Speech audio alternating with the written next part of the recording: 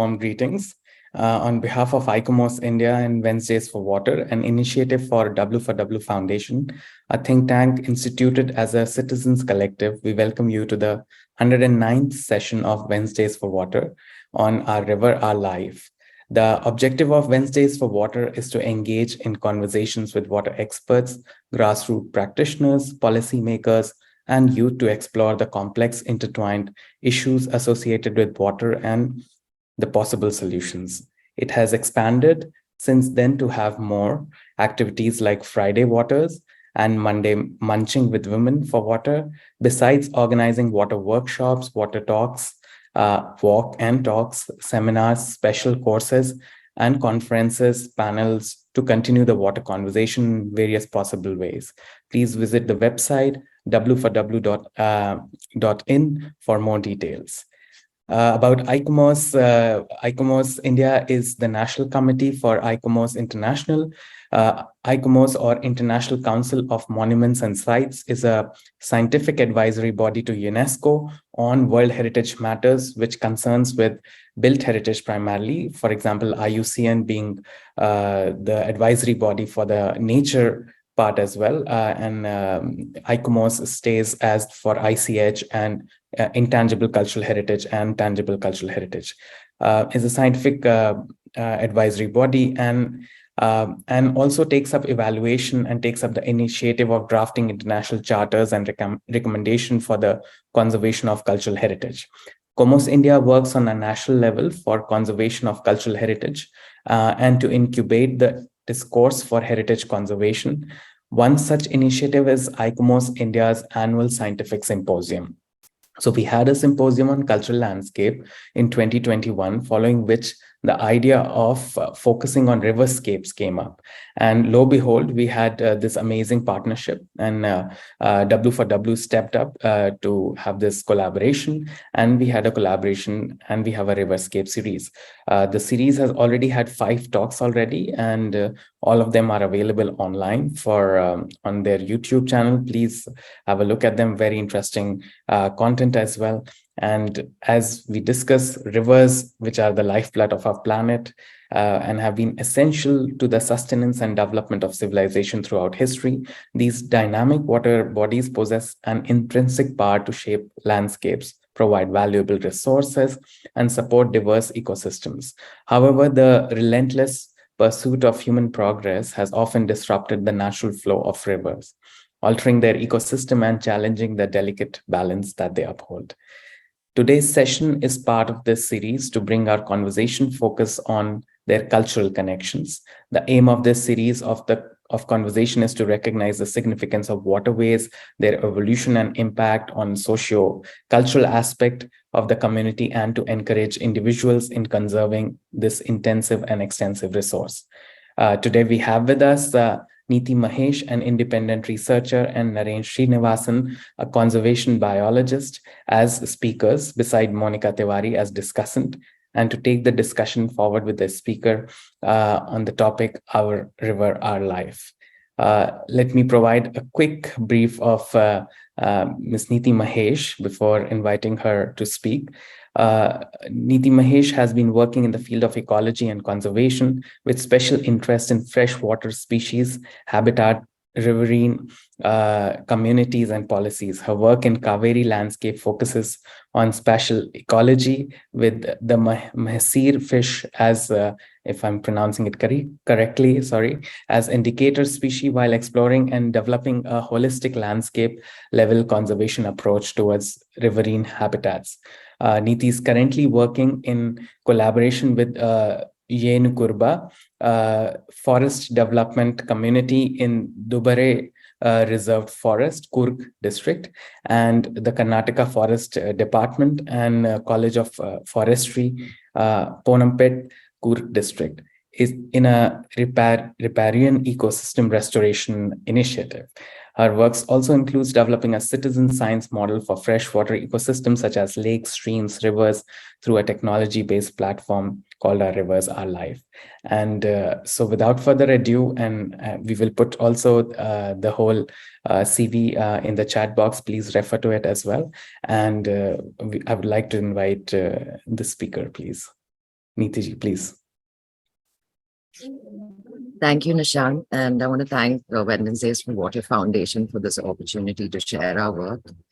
I'm just going to start with the presentation.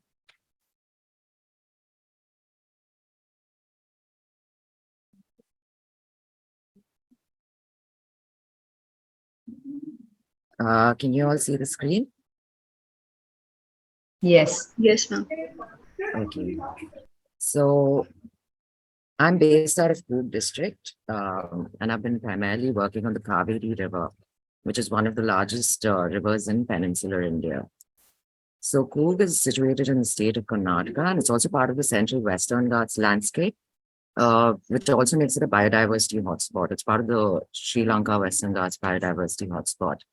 The district covers about 4,102 square kilometers, and it's a catchment of the Kaveri River and the tributaries of the Kaveri, like the Harangi and Lakshmanatirtha.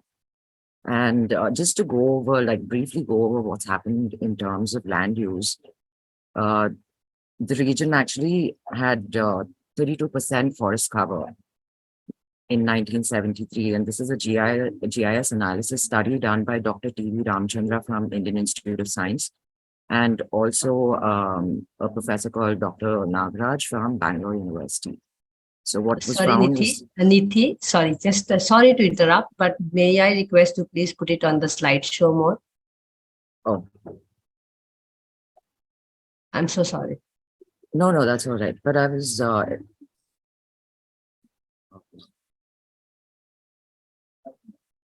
Yeah. Okay.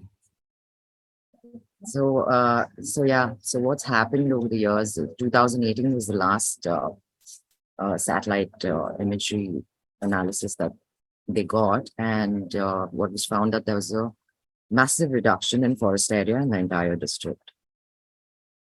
So just to go over the landscape, it's in the Western Ghats. So what you typically have is your Shola grassland, which is the water tower for most of peninsular India. And then you have the evergreen forests, and then you have sacred groves, which have been around for centuries. And you have the coffee agroforest. So most of Coorg district grows coffee. It produces about 2% of the world's coffee currently. But they also grow cash crops like arecanut, and they grow spices like cardamom, cinnamon, and pepper. And what you also have is paddy and wetlands. So it's a mosaic of like coffee agroforest. And then you have these wetlands where people grow paddy. And then as you move further away from the hills, you have your moist deciduous forest, and you also have dry deciduous forest within the district. So just to talk about conservation and the social-cultural aspect of Coorg district, it's home to the indigenous Kodava community. They're primarily ancestor and nature worshippers, and they've been practicing community-based natural resource management in the form of devakads. Devakads, or Devarakadu as they're called. And most of these Devakadus are basically dedicated to over 130 deities. One of the most notable deities, of course, is a deity called Ayappa, who's known as the hunting god. And all communities respect laws pertinent to these informally protected areas. But now, actually, they come under the jurisdiction of the Karnataka Forest Department. What's happened over the years is that there's been a lot of encroachment in terms of coffee plantations expanding into these avocado forests, which have become like mini islands in the entire district landscape. And what's happened is there's been an increase in number of avocados, but that's only because the area has become so fragmented because of land use change. So there's been a 60% decrease in area, but the number of devacads have increased. And these forest islands are like mini diversity hotspots. They have a high density of native flora and fauna, and they provide many important hydrological ecosystem services. So this is an example of a devacad. It's in this place called Hudikeri in Coorg district. And what's important to note here is that these devacads also protect the streams that are flowing through them. So you find native species of fish like the Wayanad Masya.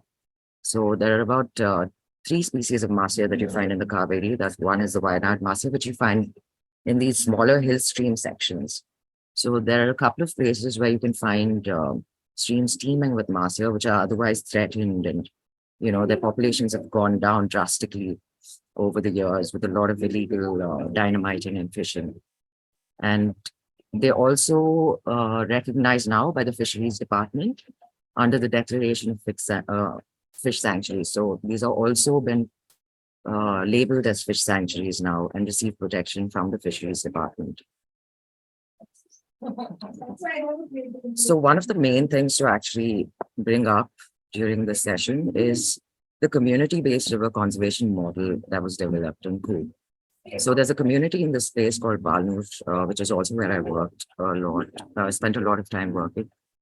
It's managed by the local NGO called Coorg Wildlife Society. They're largely comprised of the Kodava community, and it was started with the intent to control unsustainable hunting and illegal felling of timber in the district in 1982. 85 is when it was flagged that these really massive fish endemic to the Kaveri that are found in these rivers. So that's when fish were also brought under protection. And until then, there was a lot of illegal fishing happening. So dynamiting, which is very destructive, and also illegal netting. So all this was brought under control by the Coorg Wildlife Society. And they got a lease from the Fisheries Department. It's a conservation lease.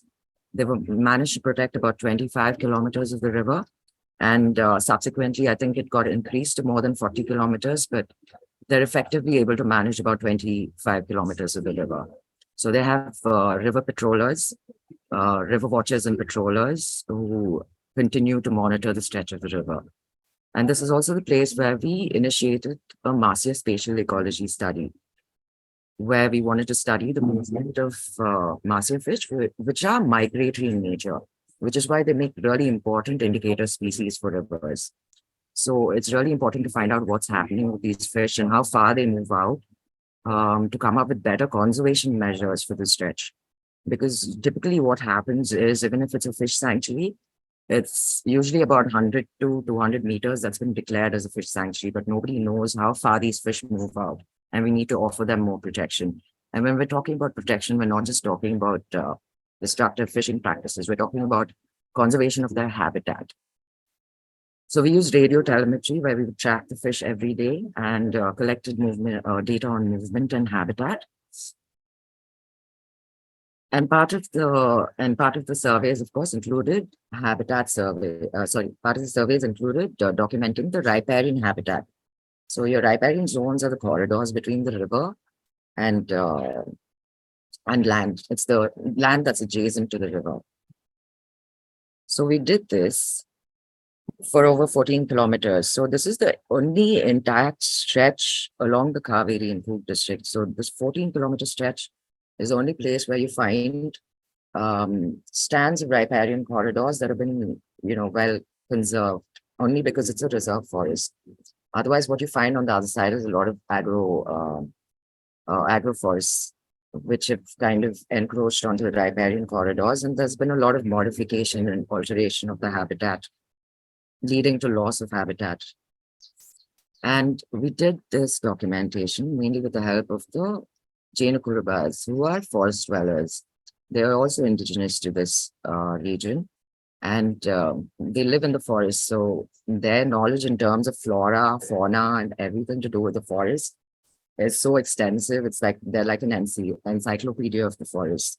So we did the mapping using local names and then scientifically verified the names of the trees and the plants that were found there. And we also have a nursery now within the forest, so that they also get some income out of, the traditional knowledge, and they can help with conservation of the species outside of the forest as well.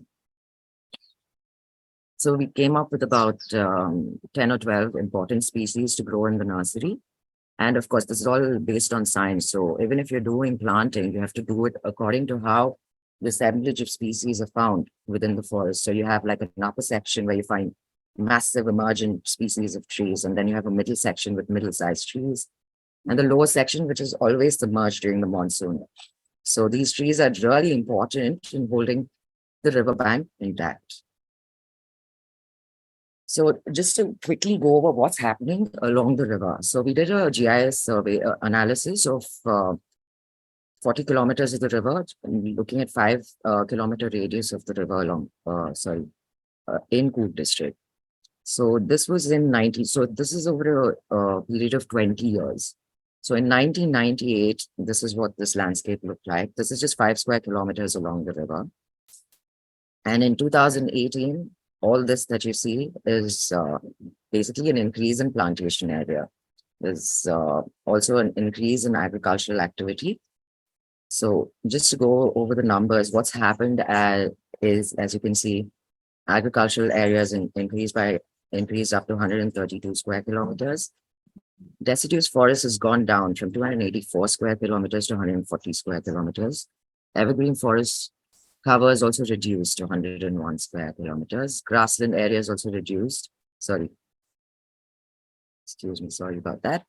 So your grassland area is also reduced to about 50 square kilometers. And if you look at the plantation area, it's gone up to like 350 square kilometers within that 5 kilometer radius. And settlements are basically colonies that are coming up, residential areas. And there was also a reduction in the flow of water in the year 2018. Pardon me 1 second.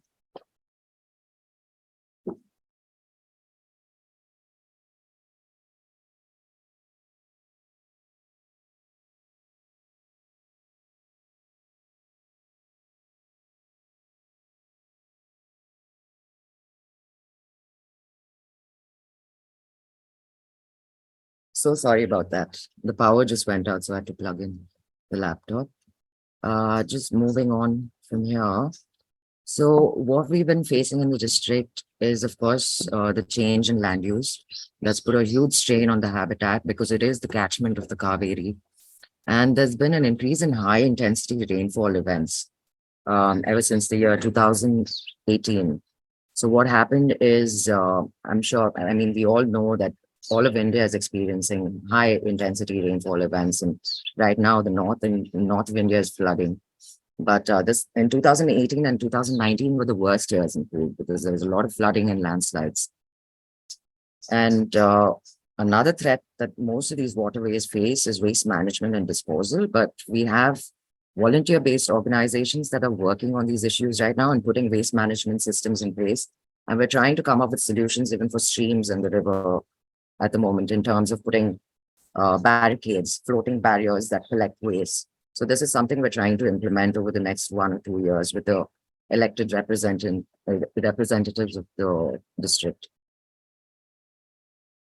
And also to kind of tackle flooding. We may invite Naren to go ahead, right? And then I'll resume Yeah, with.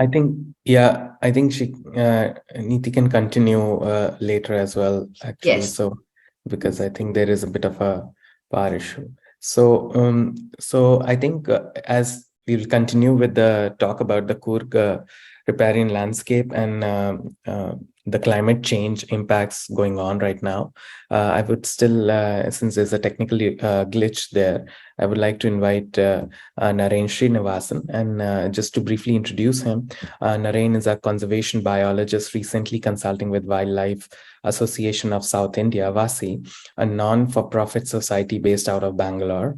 His work involves in coordinating research and outreach activities in the Kaveri River Basin. His interests are in understanding ecological requirements and anthropological pressures that destabilize the integrity of freshwater ecosystem. And he also believes that due to the high degree of resource utilization, existing laws for protecting wildlife and terrestrial habitat are inadequate for the proper management of freshwater habitat. Without further ado, I think you will see the CV as well in the chat box, which we'll put there. Naren, would you like to tell us more about how aquatic system and biodiversity and its status in the global and Indian context is featuring out? Please. Yes, thank you, Nishant. I'm just going to share my screen. Yeah. I'm assuming it's visible. Yeah, It's vis- so great. So hi everyone. It's unfortunate that Neethi's talk got cut off a little bit. She does have some interesting things that I knew she had lined up towards the end of her talk, but I'm sure she'll have a chance to finish a little later on. So to continue where she left off from, I have called this talk something fishy, because generally when we talk about water issues, when we talk about river systems, we generally tend to look at it from a very utilitarian perspective, right? Either we're generating hydroelectricity, or we're diverting water for urban use, or we're diverting it for agriculture, whatever it might be.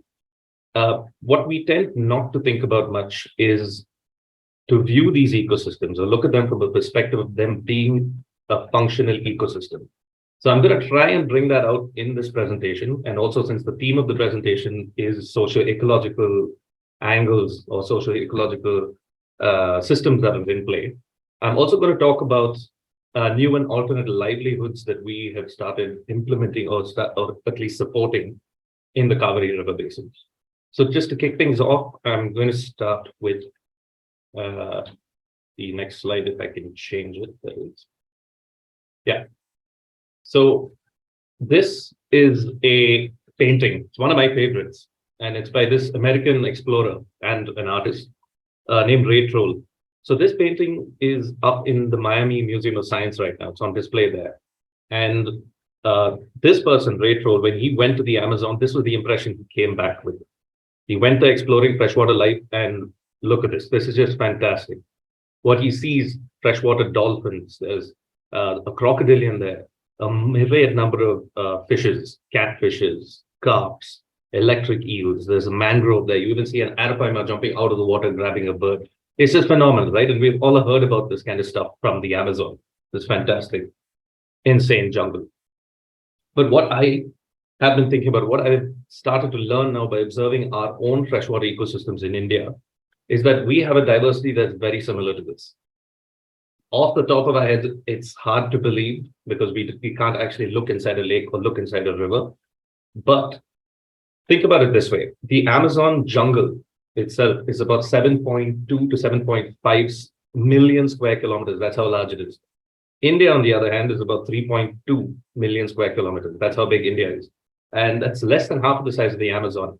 And we have this same diversity. If you go to the Irrawaddy River, if you go to the Ganges, you'll see freshwater dolphins there, if you're lucky. We don't have just one type of crocodilian, we have three. We have freshwater turtles, we have freshwater sharks. We've got about 1,900 species of fish. 500 of those species live only in freshwater, right? It's a phenomenal diversity that we have in India. Unfortunately, we don't hear too much about it these days. So I'm just going to draw your attention to this graph on the right, the circular graph. So this is the graph of the Earth's surface. We've all heard in school that 25% of the Earth's surface is covered by land and 75% is water, right? So we see that 25% to the left of the graph. That's deserts and rainforests and mountain environments and tundra, whatever it might be. The rest of it is all water. But why am I showing you this graph? If I ask you to look down, there's one little statistic down there that's 0.7%. That is the percentage or the proportion of freshwater habitats on this planet. It's just 0.75%. And all this diversity that we've been talking about so far exists in this space. So you can imagine what pressures are on this resource. We all know what we all require water, right? For our urban use, for agriculture, for hydroelectric, whatever it might be. All of this is putting pressure on these ecosystems. And that's why we're here talking about this. That's why conservationists are really concerned about this space right now. So let's just step away from this doom and gloom for a moment. I'm going to show you a few insights. We've been working with a few underwater photographers just to bring out how spectacular life in our rivers and our freshwater water bodies are. Take this picture, for example. This hasn't been taken in some exotic Great Barrier Reef or some diving location. This was taken at the Bhimgarh Wildlife Sanctuary in Uttara Kannada district, right? So you see these mass here showing in front of this beautiful rock here. Towards the top right, you can see Danio's native fish species that are razor-bellied minnows towards the top, closer towards the surface. A beautiful setting that we never would experience by just looking into a river from the top. Another perspective, right? This is the perspective of tadpoles living in a freshwater stream in Agumbe. right? Another fantastic image. This one, I actually showed this picture to some of the staff at the Bandipur Tiger Reserve when I was there on the top. And they were under the impression that somebody threw a piece of plastic into the water and some crazy photographer's taken an image. This is a unique perspective that we don't get to see of a Indian bullfrog diving under the surface of the water. Isn't that fantastic? Beautiful colors, beautiful diversity, beautiful fish. Coming back and talking about perspectives, this is a fish that not many of us would recognize from this photograph. But if you go to a local market, it's one of the most popular fish that you'll see there. So I like to joke about it, saying that, the rohu, which is this species of fish here, is easily recognizable in a curry or as a fish fry. But looking at it from this perspective in life is rare to us, and we've lost this connect. So why do I go on about perspectives? Because a lot of my work is taking people's perspectives, and there are a lot of perspectives when you look and when you consider freshwater management or river management. Taking these perspectives and putting it into a conservation context is perhaps the most challenging, but also the most important aspect of my work, at least. Each one of these species of fish here, the Kaveri has about 75 to over 95, between 75 to just over 100 species of fish. Every one of them have their own issues. Some are threatened by water pollution. Some are threatened by dams. Some are threatened by global warming. So we can't really spend energy and time on trying to fix or strategize individual solutions for each species. So how do we go about conserving something like this? Here comes Exhibit A, the humpback mahseer, the largest of its kind, critically endangered, and found nowhere else but in the Kaveri River system.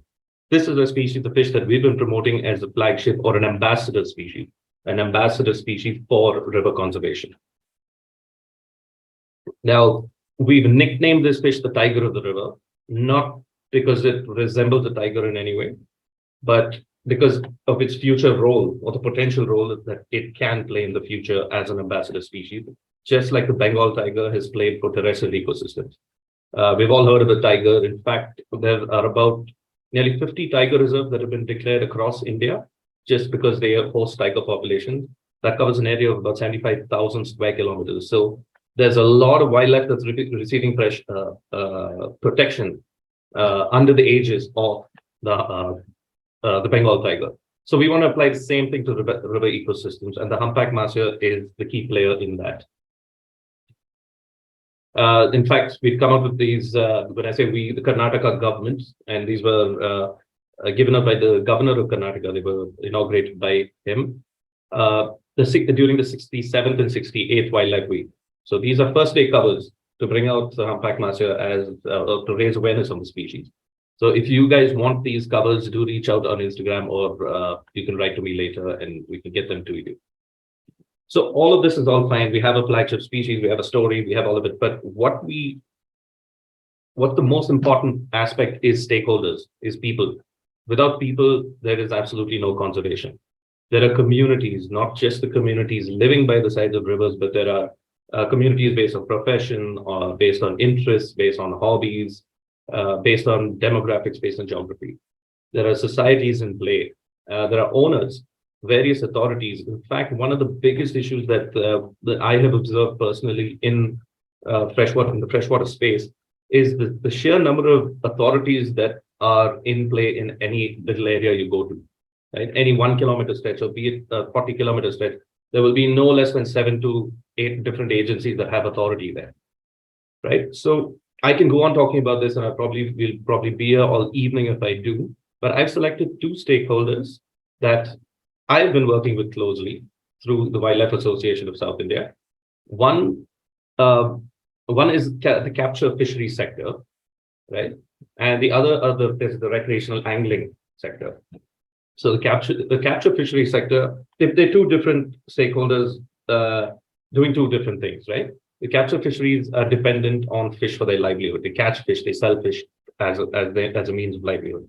Recreational anglers, on the other hand, it's not necessarily a livelihood, but it is an activity that they like to do. It is certainly a livelihood to some people. In the future, I think there will be a lot more people who it would become a livelihood for.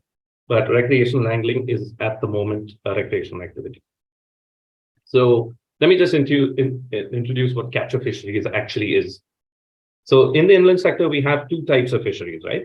So we have either commercial fisheries, which is your traditional means of growing fish and aquaculture. Then you buy the fish seed or the fingerlings, you release them, feed them, wait for them to grow for about 2 or 3 months, you catch them and sell them in a market. Capture fisheries works very differently. Capture fisheries is dependent on what naturally exists in a river or a lake. So it does, of course, include commercial species that are washed down from dams or lakes, but primarily it is based on native fish. On the bottom right, you can see 2 adult humpback bass here on sale at a market. Now, what's happening with capture fisheries is, of course, there's no cost involved apart from your nets that you would require. But what's happening is that the area that capture fisheries are functioning in is dwindling. So right now, when we look at our rivers, because it's diverted and dammed to such a degree, all the rivers that we are seeing right now are flowing in half their glory, which means there's only 50% of that space left for these capture fishers. What happens when they've depleted their fish resources in certain areas, they move to areas where fish can be found. And generally, this is inside protected areas. And once that happens, they're labeled as poachers, they're labeled as, they're doing illegal things, they put court cases on them, and some of them have been captured and roughed up, and all of this is going on, right? So the key thing is here, these capture fishers have now evolved. So they found 2 techniques which they use because it allows them to be very mobile. So they can be in and out as fast as possible. They can be effective in catching fish, and they're safe. As they can avoid being captured by the police or the forest department, fisheries department, whoever it might be. One is cast net fishing, and the other one is dynamite fishing. And yes, dynamite fishing essentially is throwing a stick of dynamite into a river and boom, everything is affected, right? All fish of all sizes are pretty much killed. In fact, some fish, they suffer injuries that will kill them after 5 or 6 days. So the actual take out as compared to the number of fish that are actually killed is very, very low, right? So what do? Do we then just label these people as bad people, as poachers, and throw them in jail? Or do we consider how we can use their knowledge, their resources? And this is what we've tried to do at WASI. So there is one ex-dynamite fisher, his name is Jesudas, and he's been working with us quite closely over the last 4 or 5 years. And he's an expert cast netter, right? So this is him deploying one of his cast nets, and this net essentially falls in a circle, captures all fish that are underneath it. Now, it takes immense skill to do this. Not anyone can do it. I've tried over the years, and it's very difficult to do. But essentially what it does is it helps me as a scientist isolate a sampling area, right? Because that net falls in a circle. I now know the area of that circle, and I know the area and the number of fish that are found in that area. This has become an immense tool in science now. And now Das is developing a livelihood from this. He's also, if the video plays, he's also getting into more sophisticated technologies. He's learning how to use more sophisticated technologies like this radio telemetry system, which Neethi was going to talk about earlier. With this, he's able to pinpoint the exact location of a fish, and he can track them and understand what their ecology is like. He's also been trained in water testing, and some of these are complex titrations that he's doing, right? And in this picture, he's now training, he's gotten to a point where he's training the Karnataka Forest Department on how to do it. So there's a whole livelihood that's been created around this. And it's not just that. There are several other people that come from his kind of background that are benefiting from this program. Either they are working in the science, or they're finding work in the science field, either they find work in the education field, or it could also be in the recreational angling field as angling guides. The second community that I wanted to quickly bring up is the angling community themselves. Recreational angling is an activity where you catch a fish, you take a photograph, and you release the fish.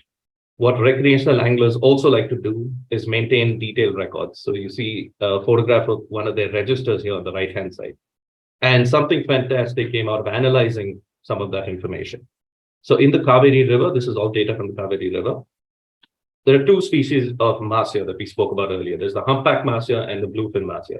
So if I draw your attention to the 2 graphs on the left-hand side, Each of these data points represent the number of fish caught per hour in that particular year, right? So this is from year 1998 up to 2012. The graph on the top with the white circles represents data from the humpback mahsia. And if you look in 2004, there's something drastic that happens there. There's this drop off in the population, a complete crash in the population, right? Since we're in a rivers forum, I'm sure many people would recognize the year 2004 because it was an extreme drought year in the Kaveri. Right? That is what might have led to this crash in the population. If you look at the graph below that, the complete opposite is happening there. There appears to be a release of this bluefin mahsia population. So what that tells, by looking at these two graphs, what that tells a biologist is that there's been an upset in the balance. These two species have coexisted for years together, and now there appears to be an upset. One population has taken a hit, and the other one has been released.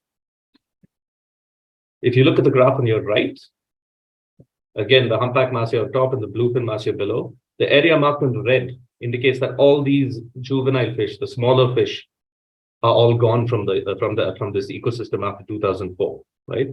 The data points over here are weights, individual weights of fish in kg.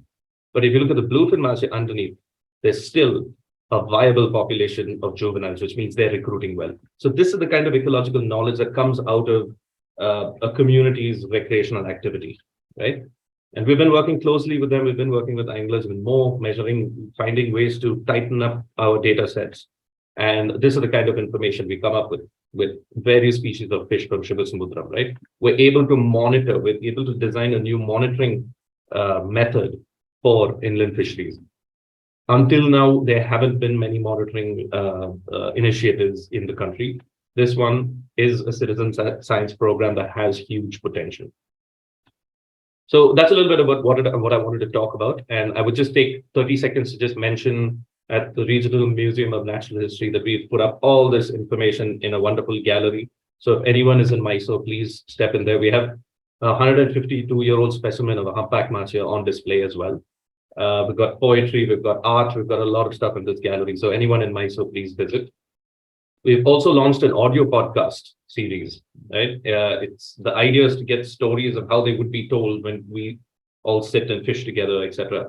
The stories we tell each other, we're bringing you the stories in a podcast format. So please visit on YouTube and Spotify, and the podcast name is Riverside Tales. So do leave a comment and a review. These are some of our affiliates, and with that, I'd like to close. Thank you. Thank you. This is really interesting. And I think we will come back to the question and also comments about it. But I think it will be good if we continue with Neethi's presentation. I think Neethi is already there. So we have the full picture, as Naren pointed out. Neethi, do you think we can? Yeah. Okay, perfect. If you can. Hello again. I'm sorry about that. Interruption earlier. So yeah, we work with multiple stakeholders and trying to come up with solutions to combat climate change, build climate resilience. And of course, one of that is to restore the riparian corridor, which minimizes the impact of flooding in this landscape. So what has happened here is in the 2019 floods, there's a whole community that are they've been settled on the riverbank over the past more than 20 years now. So a lot of their houses got washed away. So we worked closely with the schools, and we did a lot of restoration planting work. And of course, as I mentioned earlier, we work with the Jainakuraba tribals. So the nursery is with them for all of these species that we then hand out to the agroforest zone. But of course, we also have people coming up with all sorts of unsustainable solutions, especially contractors who are trying to make a quick buck. And so you have JCBs that have come into certain areas and that have actually moved down existing trees to build concrete embankments along the river, which is worse in terms of flooding because it increases the velocity of the water, causing more damage and impacting people living downstream way worse than what it already is. So the entire community came together and we did some restoration planting in areas like this as well. And this is what tends to happen. So you have your flood and that area where the JCB came and dug up, you have all the water coming in through there. So what we're trying to do at the moment, and this is something that we're still working on, we have four major stakeholders that we're working with. One is, of course, the Karnataka Forest Department. All our permissions come from them because we work mainly out of the forest, especially since we're working with the Jainapurba tribe. And Coorg Wildlife Society, they're the local NGO that manage the entire 25-kilometer stretch. And then Foundation for Rivers and Ecosystems with all of the research work that we've done, which we share with the community, and the Forestry College to build internship programs with students, their existing students, in long-term monitoring efforts. And yes, so now coming to our River, Our Life, this is where this talk is based on this name, Our River, Our Life. It's basically a citizens, it's a citizen science initiative. It's mainly based out of, it started off with working with 10 government schools situated along 40 kilometers of the river. And these are schools that were in close proximity to the river. So we did many activities that focused on river monitoring, like water quality testing, also just exploring the ecology of the river in the space where we were conducting the activities. And then there was storytelling, and then there was art-based activities. And at the end of it all, we came up with a web-based platform to kind of upload this information, because we did so much work for 3 years and we had nowhere to share any of this information. And we thought that this could be something that can be replicated in other parts of the state, other parts of the country, and hence the platform was launched. So we have an Android mobile app where people can download a river monitoring app. And I'll just quickly run you through the steps. So you have to register, and then you have 6 different sections in the app. So one is general information, where you just enter your basic information like time and date and name of the place and location. So it's Google Map based location finder. So it'll pick up the location, and then just making basic observations like what the water level is at that point of time and what the weather is like.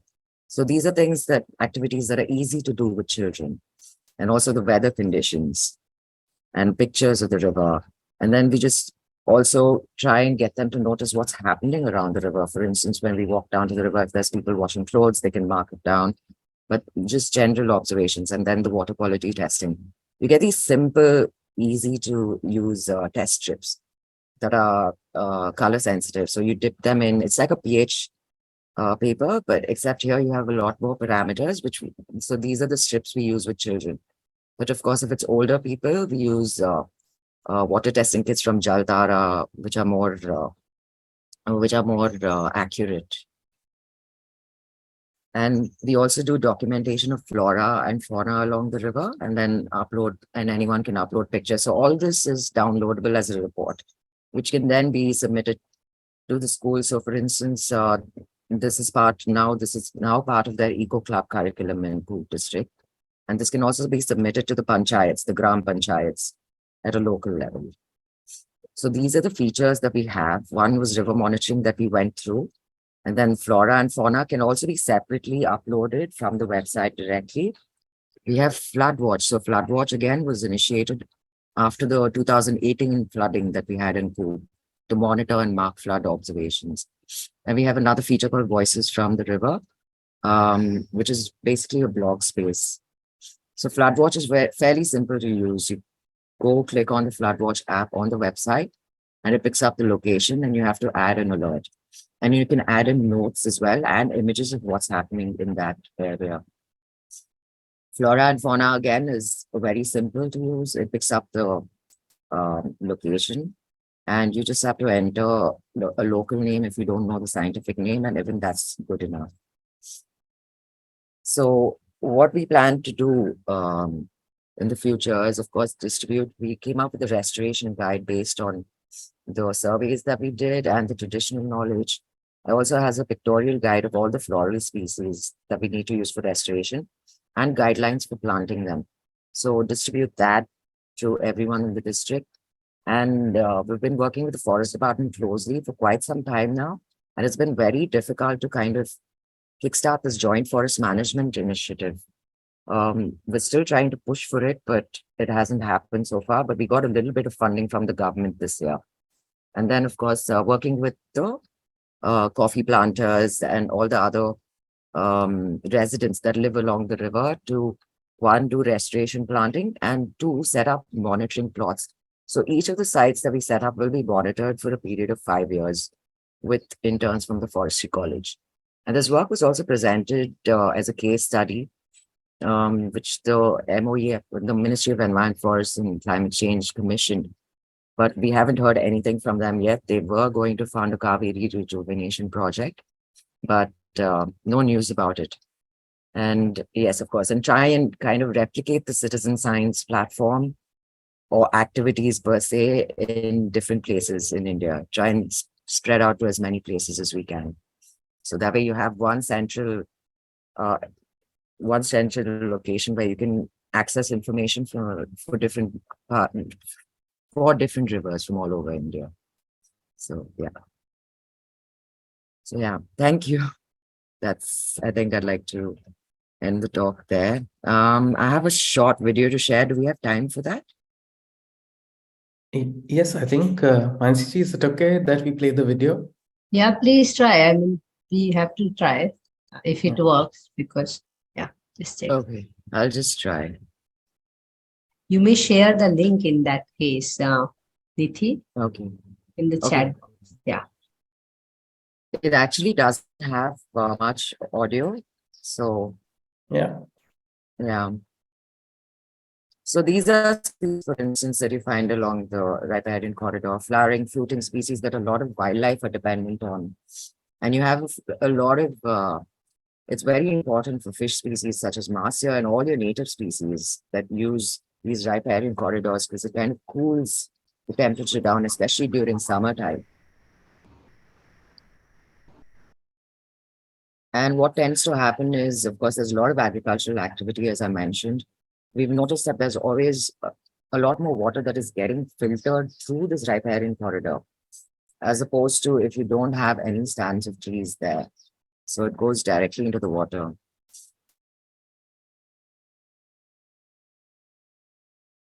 Beautiful landscape, huh? Yes. So a lot of these images are drone shots from Kaveri Wildlife Sanctuary, which is further down south, that Naren had shared for the video as well. And this is in Coorg district. So these are some of the species. These are really huge emergent species. This one's Hopia parviflora. So the floodwaters can actually go like up to that level. This is a typical monsoon flood that you find in most Western Ghats rivers.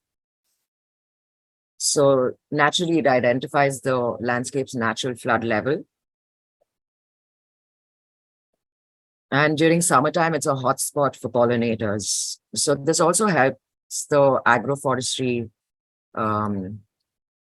practices and, generally the crop health and all of that.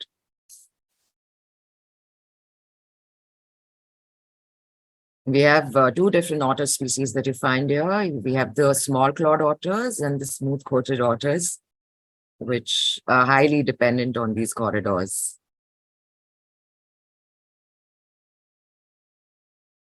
So that's about it with the video. Fantastic. I mean, it's really fascinating to see this connect of land with river, and then that being addressed. And it's also nice to see a riverscape in a riparian area, because many of our rivers have lost it because of development projects. Like, we don't have this anymore. Like, we simply can't even envision that this beauty exists in that buffer space. So to actually take the discussion forward, I would also like to invite our discussant, Monica Tiwari. Monica is an architect dedicated to ecological responsibility, holding expertise as green building certification specialist. Her aspiration is to contribute to the global transition towards a low carbon economy. And as a research fellow at both Eco Development and Research Cell at the WforW Foundation, she actively engages in impactful initiatives. We will have her CV of her CV in the chat box as well. Monica, may I request you to please present your thoughts and carry forward the discussion. Hello, sir, and thank you so much for the introduction. Good evening, everyone. The presentations were really very insightful. I quite feel privileged to be part of such discussion. My question means I'll just carry forward the discussions with a question. So my question is to both the speakers. Like we see that most of the non-native species established substantial population, and it appears very plausible that the non-native affects the endemic. So with the introduction of these non-native species, what impact do they impart on the current biodiversity of the region? Neethi, do you want to take that? Do you want to take that in Yeah. terms of fish populations? Yeah. So that's a huge topic that we're dealing with right now. We have, I think, in the last 4 years, recorded 17 invasive or exotic fish species in the Kaveri, in just the middle stretch of the Kaveri itself. Now, of course, that does have an impact, you're right. And the largest impact would be via competition with native species of fish for food, or it could be through predation. Certain species like the African catfish are quite predatory, so they will definitely feed on juveniles of other fish. But I think the largest competition would be for resources, for territory, etc. And where this becomes apparent, because I don't think there have been too many formal studies or enough studies done to actually quantify this information and answer your question with empirical evidence. But where we see it is with fishermen. It's simple as that. If you go down to, say, Talakad, where the Kabani comes and joins the Kaveri, for example, or if you go to the Kabani reservoir, the fishermen there are complaining that all they catch is African catfish. When earlier, about 30 years ago, they used to catch maybe anywhere between 25 to 30 different species of fish. And we all know that in any ecosystem, any market, having diversity is equivalent to having security, right? Because all these fish are sold at different rates. Your marl are sold at 300 rupees a kilo. Masya may be sold at 120 rupees a kilo. Then you have come down all the way down, and there's tilapia and your African catfish that are sold for much less. So these capture fisheries that I was talking about, they drew a lot of security from having that diversity. That's gone now. So now they're catching 1, 2, maybe 3 species of fish. So I think that's where a lot of the impact, at least where we are seeing a lot of the impact right now. Okay. Meanwhile, I would request all the participants to post their questions in the chat box. Now, when we were talking about the alternate livelihood, does it has anything to do with the anthropogenic habitat alterations? And if it is, then what are the key challenges? Yes. So again, in any ecosystem, everything is connected, right? So we have made anthropogenic changes. For example, we divert a lot of water. We built dams, essentially changed a flowing river into a lake. Now, a flowing river has its character, right? So there's this one interesting saying which goes, it was by Aldo Leopold, if I'm not mistaken. So it goes, when you dam a river dies, right? Because the character of a river is to flow. And when the character dies, the river dies. So the thing is, we've now converted many of our river systems into lakes. And with that, we've lost a lot of our fish species. We've lost different fishing techniques. Like, for example, your cast net fishing. You can't do cast net fishing in a lake. Cast net fishing is always in shallow waters, right? Either in the shoreline in the marine sector or in rivers in the rural sector. So creating these alternate livelihood options, they, in a way, at least we've seen it benefiting this particular sector, which is these cast netters or these dynamite fishers or whatever you want to call them, the capture fishery sector. And so sustainable development practices which can be promoted to reduce such negative impacts? Are there any? That's quite a broad question. If you were to point out one negative impact, for example, then I could answer that a little more. Yeah, for instance, like in Coorg district, the forestry college, there's an NGO called the Kodagu Model Forest who've been pushing for agroforestry based on shade-grown native species of trees. Because what's happened in Coorg again is a lot of native species are getting replaced by non-native species, which is changing the hydrology of the place, which is changing local climate of the place. So that is one way that things can change. For instance, just speaking location specific to Coorg. Of course, a larger thing would be policies, right? So, for example, in the fishery sector, we don't have a stocking policy. So right now we have 5 species of fish that are being commercially stocked in all reservoirs and lakes and rivers. And if we talk specifically about the Kaveri Basin, none of them are endemic to the Kaveri Basin.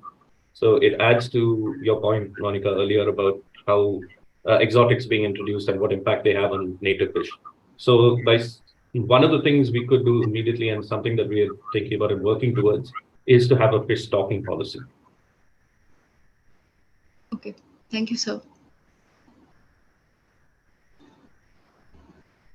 Yeah, thank you so much. So actually, it will be interesting what throughout the presentation, and I think with the app also, because there is actually a scope, and already it has been addressed that how people also interact with this landscape at various points and ways. And interesting would also be because I already hear like various phrases and narratives of as you also showed that I think there is a podcast where you are already displaying that how narratives of people who are in that landscape are actually experiencing it.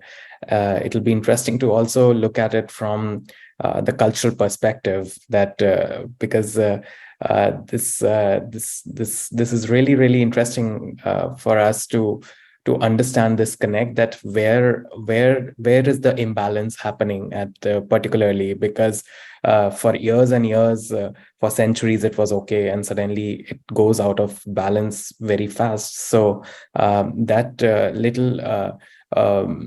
little change, because ultimately it is a human component, and again it's also an ecological and cultural component coming in. So together. So I think there's a question from Mansi ji as well that the citizen science is a way ahead. How do we take the digital tools to other river ecosystems? If you can be our guide there, please. I think one way of doing that would be to kind of introduce it to NGOs that are working there in that landscape.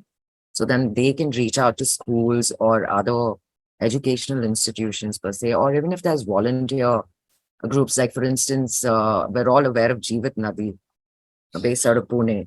So, large volunteer groups such as that can also take it up, and we can have a nice database of what's happening with the rivers all over if people the problem again, I think the challenge we face here is the lack of funding. So it's been very difficult to do, even though we have the platform, it's been very difficult to do outreach with the platform.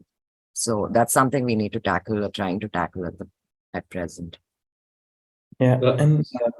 Yeah. Sorry, please. let's just come in. But Neethi, so the Aravarale platform is open to anybody to use right now. Right? Yes, it is. Yes. Okay, so anybody could take it up even at any point, even now. Yeah. Okay. Fantastic. And the report can also be generated, like if, for example, a group of volunteers step in and they can generate a report out of it as well. That's Fantastic. right. That's already, I think it's a great tool to have in a public domain already. So I will definitely circulate this further. Thank you. We really hope people will use it. It'll be nice to know what's happening. Yeah. No, definitely. Yeah, Mansiji, would you like to say something? Thank you. Just taking the question further and actually detailing out what Monica was trying to ask in terms of sustainable development. I just want to bring one example and then come to the digital tool also. So congratulations for having that digital tool. By the way, Neethi, I found you from that tool. I didn't find you from anywhere else. So it is slowly reaching out to people. So these things are slow. When we talk about these changing times of human settlement, we are also seeing that riverine ecosystems are heavily impacted, and you people have already made a very strong statement, which I completely agree, that rivers are converted into lakes and that itself changes the ecosystem. But when people like you, I mean, I see inspiration in younger generation like Naren and you people that you are working, even Nishant for that matter, looking at the living heritage. Uh, do you think that there are enough takers like Monica and other people? Because this whole conversation series is started for the younger generation to really feel that there is an opportunity in other way of doing projects or development issues, tackling development issues. How are they seeing these, especially when we know that there are not enough funding or employability opportunities here? So it's offbeat question, but it is important that people like you are also known by others to see that there is a possibility if you follow your passion, then the profession can be developed out of it. It is quite challenging, to be honest, to work in this field because you're constantly also focusing on fundraising. So I think that's something that people need to be made aware of from the beginning, that fundraising is a huge aspect of doing any sort of surveys or field-based activities when it comes to our freshwater ecosystems. Yeah. So do we want to encourage younger generation? Then Yes. we have to really find out ways, because when there is a riverfront development, there is a lot of money. When there is river conservation initiative, there is no money. So how do we educate our dear government employees and officers and bureaucrats and netas? Naren, do you have any goli or medicine for that? Yeah, no, certainly. So we do deal with a lot of government agencies, and what I think is it's not always bad, right? I mean, even there are good officers, there are good government policies in place. So the good thing about India, systems are in place, right? The implementation is the biggest issue. Yes. So that framework, so I would say 30% of the work is done, right? But so it's a lot of the job is actually understanding people. Like I said about perspectives earlier, right? Taking everybody has a different perspective of things. Taking those perspectives and putting it into a context that you believe is the way forward. So I do think to answer your previous question also, it is difficult, but what isn't, right? And I don't look at it as difficulty, I look at it as a challenge. And I do believe that a lot of people are interested in doing this kind of work, but the exposure needs to come at a very young age, right? And I think there are tools. Unfortunately, we have lost many of these systems where people can interact. Like Nishant was saying also, where do you see a riparian corridor these days, right? It's all gone. There are only certain areas where you find them, and all these areas are out of people's access. You need a permit to go in and do work, etc., etc. So I think at our age group, at our level, we do need to focus on outreach a lot, or rather than outreach, get people exposed, give them an experience, right?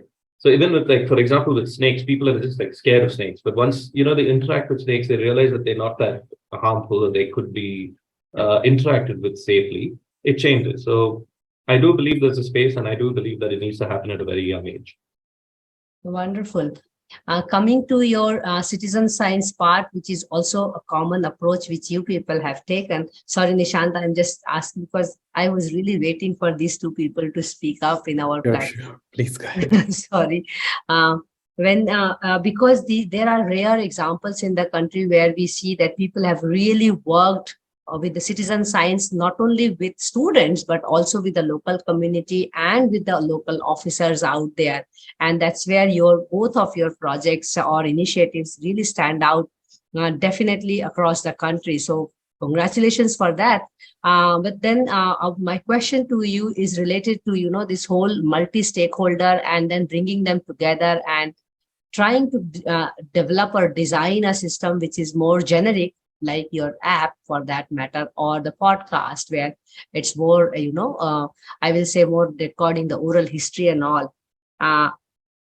Do you think that we can really take it further and also think in different ways, because then it has to be multilingual, it has to be multi-ecosystem, because the same fish is not there. So are you seeing how it can be not replicated but actually multiplied in a different contextual ways? Because Nithi and Naren cannot be everywhere, so we need hundreds of them, at least 200, 300 of them in every, I will say, region wise. So how do we really upscale it? I mean, do you have any, game plan in your head? Okay, what you're saying is absolutely right. Upscaling it would be the way to go. So I think with what Neethi's project is and what my project is, or at least what Neethi was talking about with the citizen science program, with documenting what's happening on rivers, whether it's floods or water quality at different locations. I think the platform that she has is already designed to be that multi-stakeholder thing, right? Because everybody has a cell phone nowadays.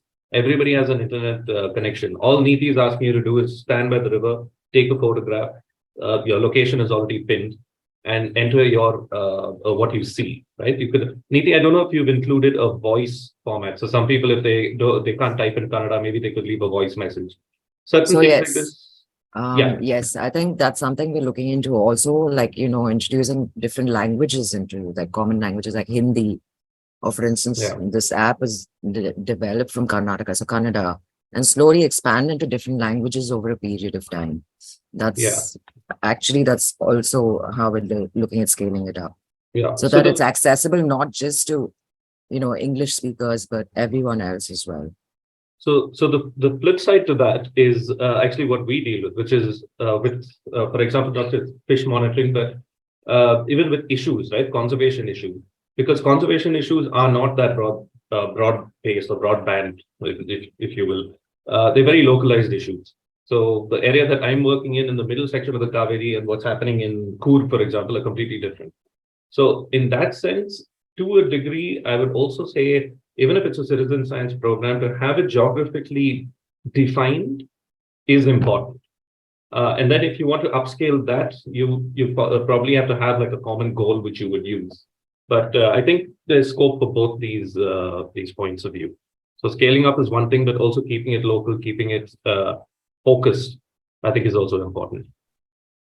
No, I also kind of agree about the scaling up part, because I recently had a big discussion with my PhD guide as well on the same aspect, that I made a very beautiful stakeholders arrangement flow and chart and for my PhD. And I took it to him and I told him, this is not working, because it does not work. I can submit it and you can like it, but I'm letting you know this is not working, because it is not taking in the nuances of local scenarios where a lot of tacit connections and things are happening. And for example, society connections, cultural connections, and the backgrounds. So a lot of, as you guys said, that there are a lot of schemes which are already in place, which are supposed to be implemented on the ground, but the implementation is so unpredictable at some point as well. And there are good and bad people as well who are trying their best or not their best on ground. But I think there's a lot. I think the way you guys are doing it with that localized approach is the only approach, that you understand a local system at its best, at its depth, and are able to address it. Otherwise, upscaling, I think the app can be definitely upscaled, but other than that, I think it's a bit ambitious and might need a lot of customization. Yeah, it's not always necessary, or it's not always essential that you upscale, right? It depends on your goals. Yeah, definitely. Monica, do you have something to add, please? Yeah, actually, I just wanted to ask that how the accuracy and reliability are being ensured, and also can you elaborate on citizen science? What is that? So the accuracy, citizen science again is just citizens or regular non-scientists collecting information that's useful to science. So that's what citizen science is. So in terms of accuracy, that's something we still need to test out. For instance, water testing, when we do water testing with children, it's not always accurate, but it's good just as an awareness tool. So which is all right. What we're trying to do is we're trying to raise awareness with that group of children and the teachers.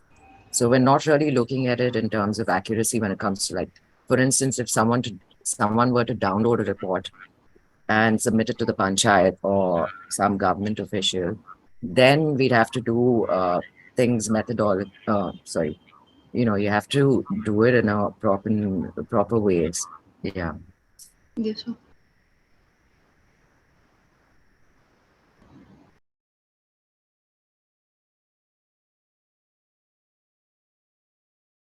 Yeah. Okay.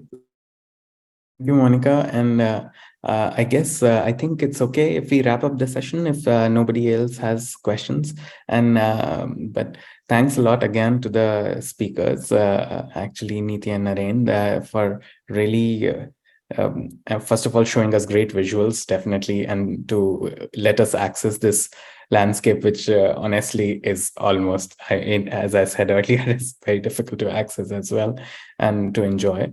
And then over to Mansiji, please. On behalf of ICOMOS India, we are very, very happy to again incubate this series. We had promised 6 of such dialogues, and we have come to the 6th one, definitely. And it's up to ICOMOS. I saw also that our president attended, Rima Huja, and she encouraged a little bit as well there.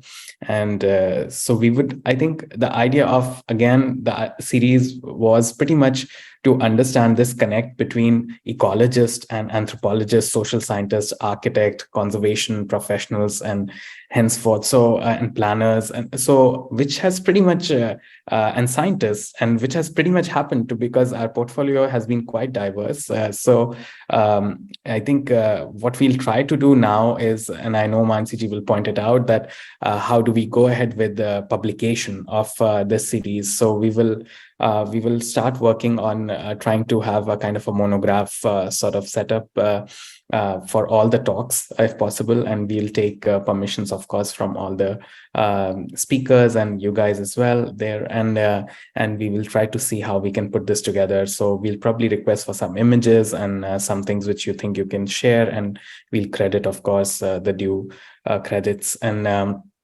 so it has been quite some interesting dialogue between this, but at the same time, especially Neethi and Naren, if it's possible, I think we should really look at the intersection of nature culture here, and see how we can, because there's a lot of dialogue which is happening in the cultural domain as well, and nature, but somehow it always gets separated by something.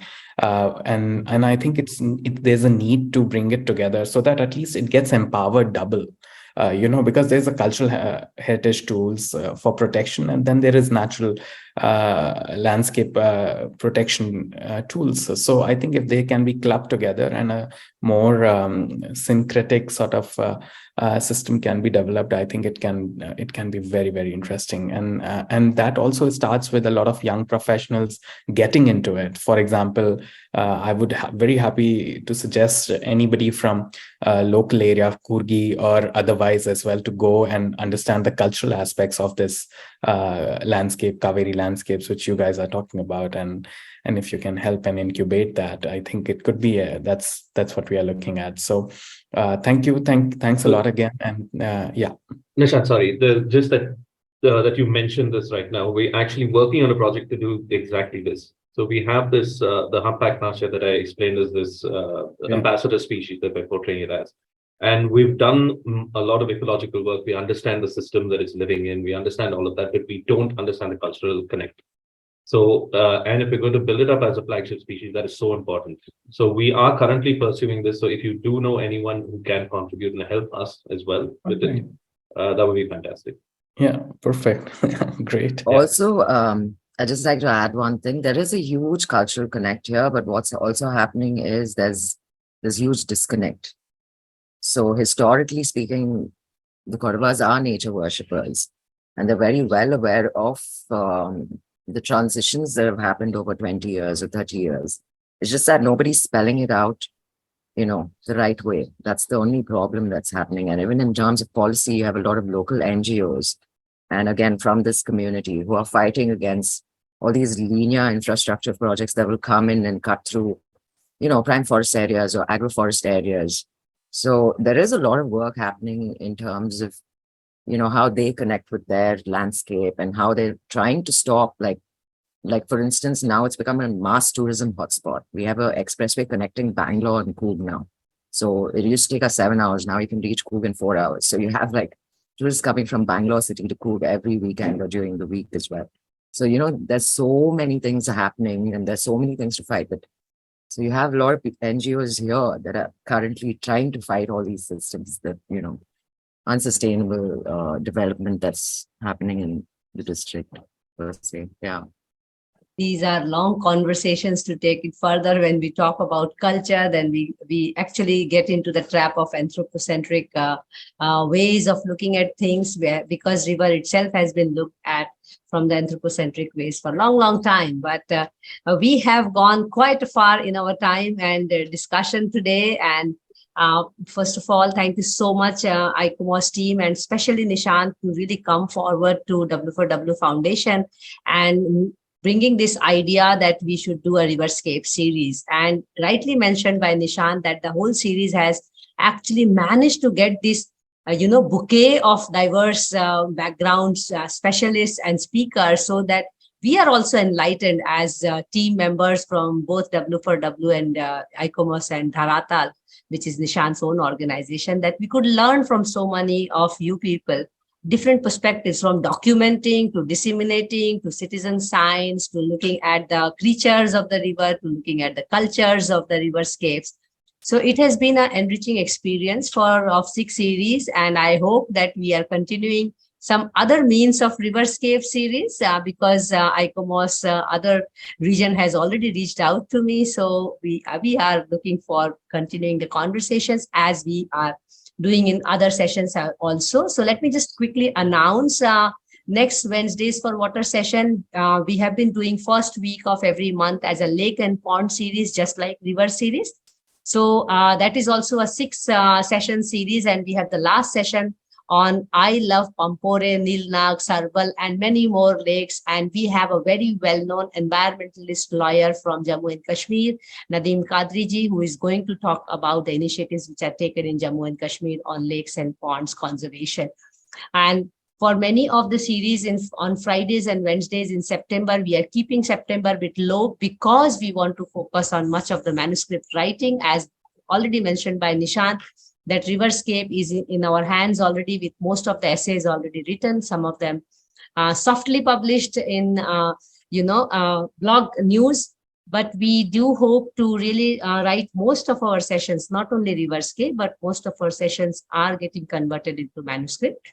And we want to spend some time classifying which sections will go in what kind of manuscript. So apart from the 6 sessions of ICOMOS, we already had many sessions of Riverscape. So that also going to be included in the Riverscape manuscript, which we are planning to. And I think Nishant has already come forward to talk about it to ICOMOS, and we are looking forward to having some more support and collaboration continuing, even if the sessions will not continue on Riverscape from Nishant's end. So thank you, Nishant, for your patience and also bringing some wonderful speakers. And I was so keen to have the social ecological side. So that's why I thought, no, we would have Neethi and Naren here. So thanks, Neethi and Naren, for the wonderful session. And thank you, Monica, for being with us for such long time at WforW and helping us conducting this. And today it was your turn to ask your questions. So thank you so much. And thanks all the participants. We have crossed 200 sessions, to be honest, on water conversations. And we are among the longest water conversations in the world. So we are very proud of our team who have been constantly working at the background, who don't know what's, goes behind doing these sessions. So please talk to our team members, then you know what goes behind the sessions to organize these sessions. So thank you, all of you, for your support and encouragement. We see each other soon, next Monday, next Wednesday, and hopefully in the coming Fridays. As I mentioned, September is going to be our lean period to start organizing our documents. Thank you so much, all of you.